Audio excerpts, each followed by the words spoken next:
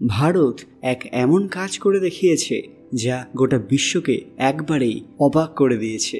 সাম্প্রতিককালে ভারতে পাঞ্জাব রাজ্যের সুতলেজ নদীর তীরে একটি ব্যতিক্রমী আবিষ্কার ঘটেছে, যেখানে এক এমন ধাতু পাওয়া গেছে যা সব বিজ্ঞানীদের রীতিমতো চমকে দিয়েছে। আর এর ফলে বদলে যেতে চলেছে ভারতের ভবিষ্যৎ। ঠিক কী ঘটেছে আর কেন এটা বিজ্ঞানীদেরও অবাক করে দিয়েছে সবটাই জানাবো আজকের ভিডিওতে। তার আগে কমেন্ট বক্সে হর হর মহাদেব লিখতে ভুলবেন না। সকলকে আমাদের চ্যানেল পুরাণ কথায় স্বাগত। আজকে আপনারা জানবেন ভারতের বড় আবিষ্কার। ভিডিওতে এগোনোর আগে সবাই অবশ্যই আমাদের চ্যানেলটি সাবস্ক্রাইব করে নেবেন। ভারতের সুতলুজ নদীর তীরে একটি ব্যতিক্রমী আবিষ্কার ঘটেছে, যেখানে ট্যান্টালাম নামক বিরল এবং মূল্যবান ধাতুর উপস্থিতি নিশ্চিত করা হয়েছে। ট্যান্টালাম একটি অত্যন্ত প্রয়োজনীয় ধাতু যা মূলত ইলেকট্রনিক শিল্পে ব্যবহৃত হয়। এর বৈশিষ্ট্যগুলোর মধ্যে উল্লেখযোগ্য হল উচ্চ গলনাঙ্ক, জারা প্রতিরোধ ক্ষমতা এবং বিদ্যুৎ পরিবাহী ক্ষমতা। এটি স্মার্টফোন, ল্যাপটপ এবং উচ্চ ক্ষমতা সম্পূর্ণ বৈদ্যুতিক যন্ত্রপাতি তৈরিতে অপরিহার্য।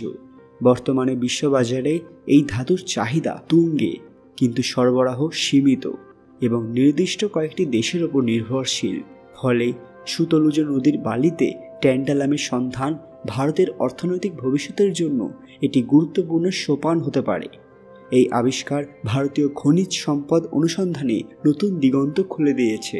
দেশের খনিজ সংস্থান আরও শক্তিশালী হওয়ার সম্ভাবনা তৈরি হয়েছে, যা ভারতের প্রযুক্তি খাতকে স্বনির্ভর হতে সাহায্য করবে।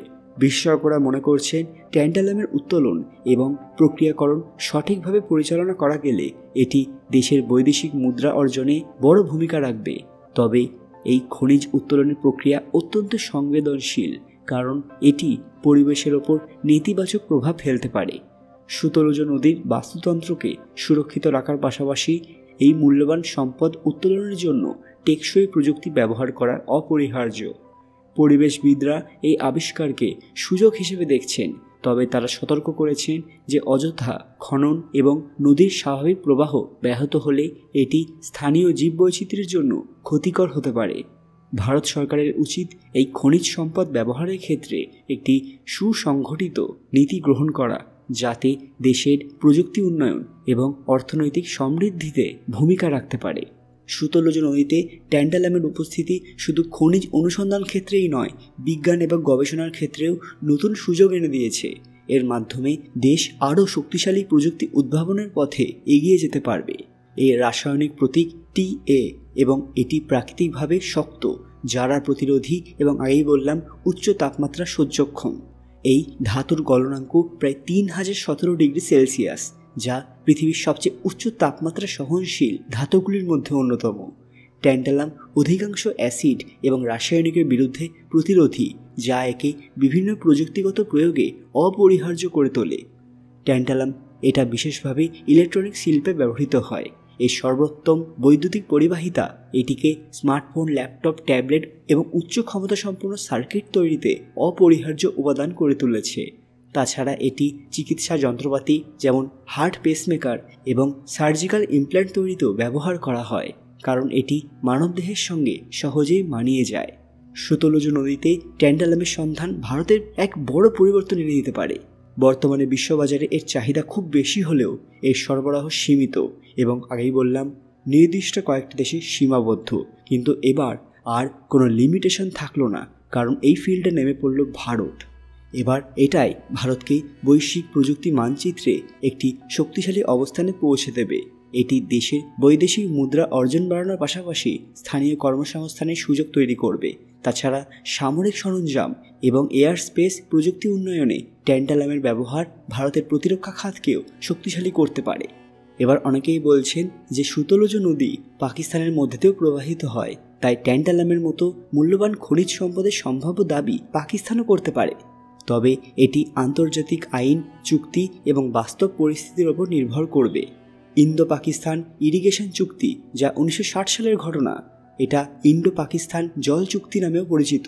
ভারত এবং পাকিস্তানের মধ্যে নদীর জলবন্টন নিয়ে পরিষ্কার বিধিনিষেধ নির্ধারণ করা হয়েছিল। সুতলুজ নদীর জল ব্যবস্থাপনা অধিকাংশই ভারতের অধীনে রয়েছে, কারণ এটি চুক্তিতে ভারতের 3টি নদী সুতলুজ, বিয়াস, রাভির মধ্যে অন্তর্ভুক্ত। তবে খনিজ সম্পদ নিয়ে কোনো উল্লেখ নেই, ফলে নতুন দাবি উত্থাপনের সুযোগ থেকেই যায়।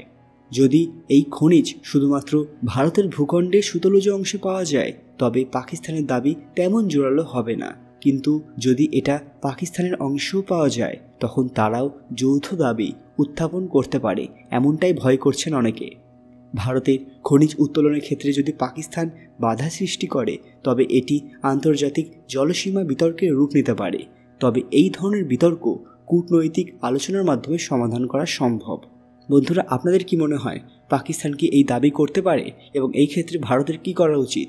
তাদের সঙ্গে ভাগ করে নেওয়া উচিত নাকি তাদেরকে পুরোপুরি মানা করে দেওয়া উচিত? আপনাদের মূল্যবান মতামত কমেন্ট বক্সে অবশ্যই জানাবেন। আজকের ভিডিওটি লাইক করবেন এবং শেয়ার করে সবাইকে দেখার সুযোগ করে দেবেন। কমেন্ট বক্সে ভক্তির সঙ্গে হর হর মহাদেব লিখতে ভুলবেন না।